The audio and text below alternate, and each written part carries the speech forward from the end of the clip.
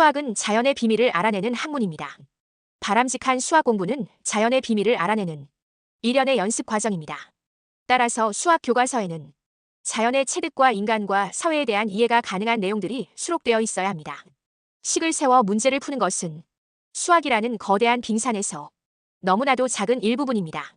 하지만 대부분의 사람들은 그 일부분을 수학의 전부라고 생각하는 경향이 있습니다. 저도 또한 우리나라의 입시 제도에 맞추어 수학을 20년 넘게 가르쳤던 일인이기도 합니다. 그리하여 바람직한 수학분하로드 운동인 수학디 운동에 동참하게 되었습니다. 동참해서 뭐 하려고 하느냐면요. 지나고 보니 수리 영역을 강화하기보다는 인문학적 소양을 갖추게 하는 것이 먼저라는 안타까운 마음이 들어서 외치자 이것이지요. 수학 공부의 시작은 관찰을 통해 무늬를 찾아내는 일입니다. 자연과 친하게 지내는 것이 바람직한 수학 공부의 시작입니다. 수학은 사람들의 행복과 밀접한 관계를 가지고 있습니다. 사람은 자연의 구성 요소이므로 자연은 사람들을 행복하게 할 비밀을 알고 있습니다. 자연을 온전하게 체득했다면 이번에는 자신들이 살고 있지 않는 세상 사람들과 사회를 아는 것이 중요합니다.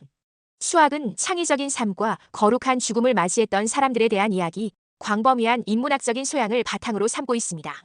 자연의 구성 요소인 식물과 동물은 무늬를 통해 자신의 독특한 성질을 보여줍니다. 그것들이 가진 고유한 무늬를 찾아내기 위해서는 먼저 세심하게 관찰하는 것이 필요합니다. 식물과 동물을 잘 관찰하면 그것들이 가진 무늬가 드러날 것입니다. 무늬를 찾아낼 수 있다면 식물과 동물이 가지고 있는 비밀에 어느 정도도 다가설 수 있습니다. 무늬 속에는 식물과 동물이 살아온 과거의 흔적이 그대로 기록되어 있습니다. 그 속에는 식물과 동물의 생성과 소멸의 비밀이 들어 있습니다. 무늬는 식물과 동물이 사람과 소통할 수 있는 일종의 언어입니다. 자연이 아름답게 느껴지는 이유는 그 안에서 수많은 대충의 세계가 펼쳐지기 때문입니다. 그런데 사람들이 사는 세상이 온통 대칭으로만 이루어져 있다면 진짜 아름다울까요? 물론 대칭을 처음 접하는 경우에는 아름답다고 느낄 수도 있습니다.